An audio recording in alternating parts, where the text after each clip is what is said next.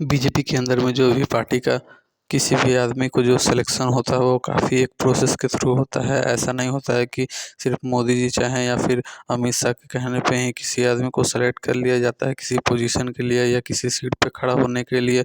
उसमें 5 तरह के क्राइटेरिया होता है। अगर कोई भी इंसान फर्स्ट क्राइटेरिया को पार करता है तब फिर सेकंड क्राइटेरिया होता है, फिर थर्ड, फिर फोर्थ, फिर फिफ्थ। और जब कोई भी इंसान अगर इन पाँचों में अगर पार कर पाता है तब उसको उस सीट के लिए या फिर उस पद को दिया जाता है।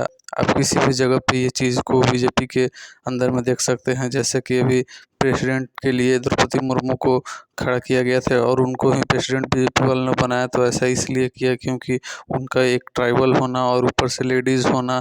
जैसे कि बीजेपी गवर्नमेंट ने द्रौपदी मुर्मू को राष्ट्रपति बनाया, उसके लिए उनका बहुत सारा क्राइटेरिया था। जैसे कि जो रीजन में या फिर जो स्टेट में उनको वोट नहीं मिल रहा था उसके आधार पर उनको बांटा गया कि वहाँ पे क्यों नहीं मिल रहा है और कैसे वोट को कलेक्ट कर सकते हैं। तो उसके लिए उन्होंने देखा कि वहाँ के कोई भी लोगों को उस चीज़ में अपने पार्टी में कोई भी अच्छा पद दें, जिसके लिए उन्होंने एक ऐसा चूज़ किया। तो उसमें देखा कि एक तो लेडीज़ है कि लेडीज़ को भी वोट मिल रहा है जो कि हाफ पॉपुलेशन है, और सेकंड की वो ट्राइबल है जो कि ट्राइबल की पॉपुलेशन लगभग 80 स्टेट में है। और उसके बाद से ये फर्स्ट ट्राइबल होंगी, जिससे बाद बाकी जो जो उनके विपक्ष के अपोजिशन के हैं, जैसे कि अगर उड़ीसा में पटनायक हो गए या फिर झारखंड में हेमंत सोरेन हो गए, ये लोग भी उनके सपोर्ट में आ गए और उनका सपोर्ट किया और उनका बहुमत बीजेपी वालों का था ही, तो जिसके कारण ये भी बन गई। तो ये सारे 4-5 फैक्टर होते हैं कि इसके थ्रू भी किया गया। या फिर अभी जैसे तमिलनाडु में उनको